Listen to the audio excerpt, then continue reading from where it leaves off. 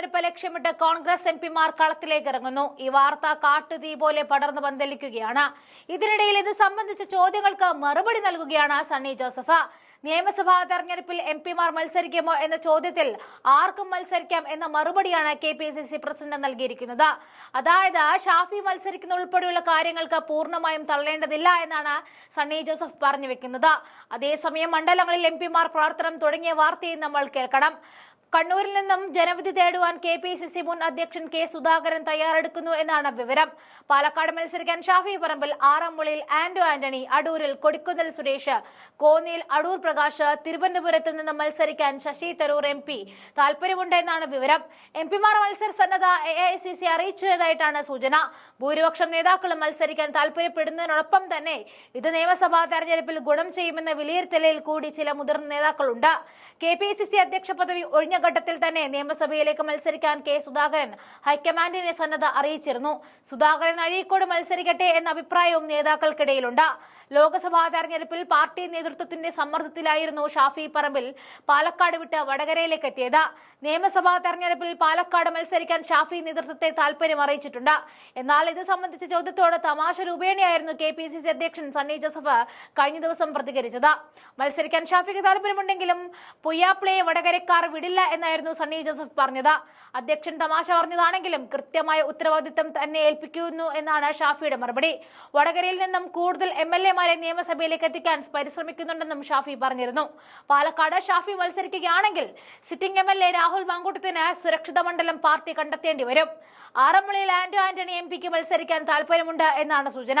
KPCC അധ്യക്ഷൻ പദവിയിലേക്ക് ആന്റോ ആന്റണിയുടെ പേര് അവസാന ഘട്ടം വരെ പരിഗണിക്കപ്പെടുന്നില്ലെങ്കിലും ഒടുക്കം സണ്ണി ജോസഫിനെ തീരുമാനിക്കുകയായിരുന്നു. അന്ന് ആന്റോ ആന്റണിക്ക് വേണ്ട പരിഗണന നൽകുമെന്ന് AICC പറഞ്ഞിരുന്നു. ഈ ആനുകൂല്യം ആന്റോ ആന്റണി നിയമസഭാ സ്ഥാനാർത്ഥിത്വം ചർച്ചാഘട്ടത്തിൽ ഉപയോഗപ്പെടുത്തിയേക്കും. കോന്നിയിൽ അടൂർ പ്രകാശ് മത്സരിച്ചാൽ വിജയിക്കുമെന്ന പ്രതീക്ഷയിലാണ് നേതാക്കൾ എല്ലാവരും ഉള്ളത്. ഏറെക്കാലമായി രാജ്യ തലസ്ഥാനത്ത് പ്രവർത്തിക്കുന്ന കൊടിക്കുന്നിലിന് കേരളത്തിൽ സജീവമാകാൻ താല്പര്യമുണ്ട്.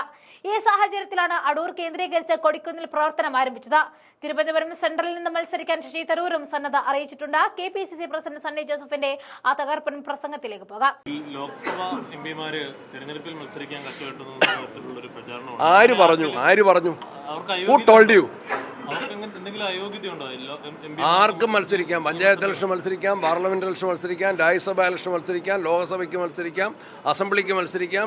അതിന് ഇലക്ഷൻ കമ്മീഷൻ അല്ലെങ്കിൽ നമ്മളുടെ റെപ്രസെന്റേഷൻ ഓഫ് പീപ്പിൾ ആക്ട് മാനദണ്ഡങ്ങൾ പ്രഖ്യാപിച്ചിട്ടുണ്ട്. അതിൽ ക്വാളിഫൈഡ് ആണെങ്കിൽ എനിബഡി ക്യാൻ കണ്ടസ്റ്റ്. അവസരം നഷ്ടപ്പെടുത്തുന്ന ആര് പറഞ്ഞു? Who told you?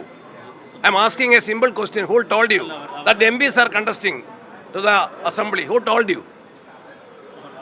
You have to answer.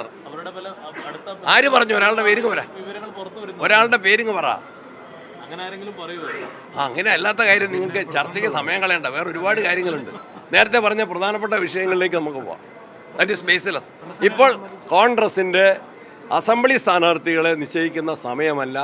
തദ്ദേശ തെരഞ്ഞെടുപ്പിൻ്റെ പ്രവർത്തനങ്ങൾ, വോട്ടർ പട്ടിക, വാർഡ് വിഭജനം, അത് സംബന്ധിച്ച് ഭവന സന്ദർശനം, അതാണ് KPCCയും കോൺഗ്രസിൻ്റെ എല്ലാ കമ്മിറ്റികളും ശ്രദ്ധിക്കുന്നത്. അസംബ്ലി തെരഞ്ഞെടുപ്പിൻ്റെ കാര്യം തക്ക സമയത്ത് ആലോചിക്കും. അതിലും ഒരു തിരക്കുമില്ല. അത് ഞങ്ങൾ ചർച്ച തുടരുകയാണ്.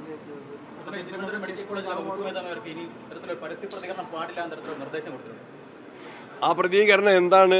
സർക്കാരിന് വലിയ തലവേദന സൃഷ്ടിച്ചു. ശരിയാണ്. അദ്ദേഹം പറഞ്ഞ വസ്തുതകൾ സത്യസന്ധമായിട്ട് നിലനിൽക്കുകയാണ്. അതിനെ തുടർന്നാണ് കോട്ടയം മെഡിക്കൽ കോളേജിലെ ദാരുണ സംഭവം. ഇതിനെയൊക്കെ മറച്ചു പിടിക്കാൻ വേണ്ടിയാണ്.